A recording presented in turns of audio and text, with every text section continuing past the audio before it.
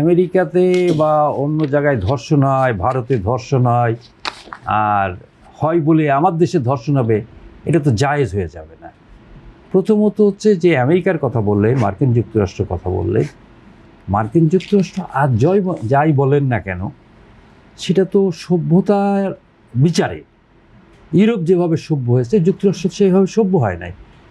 মানে বিশ্বব্যাপী যদি আমরা বিচার আচার করি, যে অসভ্যদের একটি দেশ হিসেবে মার্কিন যুক্তরাষ্ট্র পরিচিত, তা অসভ্য এবং বর্বরদের দেশ। তো এটা বেশি প্রমাণ লাগে না, তারা বিভিন্ন দেশে দেশে যুদ্ধ করছে, মানুষ খুন করছে, তা খুনিদের দেশে কিছু ধর্ষণের ঘটনা ঘটবে। আমরা তো নিজেদের সভ্য দেশ দাবি করি, আমাদের দেশে কেন ঘটবে? এটা ঘটতে পারে না, ঘটতে দেওয়া যায় না।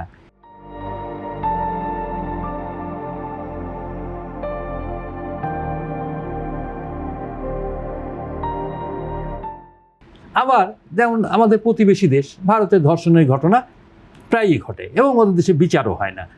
কারণ কেন বিচার হয় না? ওখানে হিন্দুত্ববাদী সরকার আছে, একটা অসভ্য সরকার আছে এবং অশিক্ষিত লোকের সরকার আছে, যে দেশের প্রধানমন্ত্রী কোনো লেখাপড়া জানাই না, যা সার্টিফিকেট নাই। কিন্তু আমার দেশের প্রধানমন্ত্রী তো সার্টিফিকেটধারী, আমার দেশের এমপিরা তো সার্টিফিকেটধারী, আমার দেশের এমপিরা তো হিন্দুত্ববাদী না, আমার দেশের এমপিরা তো মৌলবাদী না। কাজে আমার দেশ তুলনামূলকভাবে, যেটা আমার দুলাল ভাই বলছিলেন, দক্ষিণ এশিয়ায় আমরা একটা উন্নত দেশ হতে পারি, প্রচুর সম্ভাবনা আছে। কারণ আমার দেশ কিন্তু আর যাই হোক একটা মডারেট দেশ, আমরা একটা প্রগতিশীল চিন্তা করতে পারি। আমাদের বর্তমান প্রধানমন্ত্রী থেকে শুরু করে আমাদের অন্যান্য রাজনৈতিক দল যেগুলো আছে, দু একটি রাজনৈতিক দল মৌলবাদী আছে, কিন্তু সামগ্রিকভাবে কিন্তু তাদের প্রভাব নাই। সামগ্রিকভাবে একটি অসাম্প্রদায়িক বাংলাদেশের যে চেতনা, সেই চেতনার রাজনীতি বাংলাদেশে চলছে।